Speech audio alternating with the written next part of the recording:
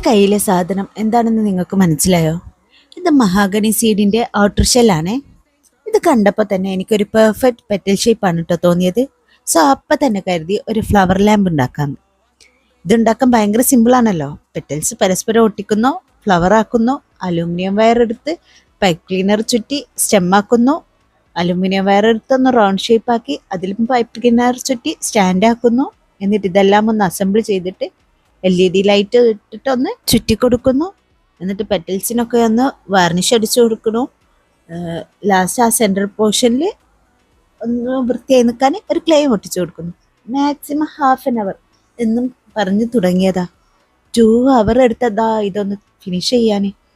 ഇത് എത്ര സ്റ്റിക്ക് ചെയ്തിട്ടും ഇതിൻ്റെ പെറ്റൽസ് ഒന്നും നിൽക്കണ്ടേ. ഫ്ലെക്സ് ക്യൂക്ക് ഉണ്ടായിരുന്നെങ്കിൽ ഒന്നുകൂടെ നിന്നേനെ തോന്നി.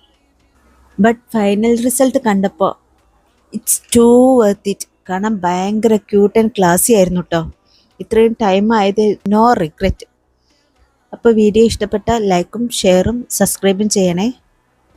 എന്തെങ്കിലും സജഷൻസ് ഉണ്ടെങ്കിൽ കമൻറ്റ് ബോക്സിലും പറയണേ. Okay, by.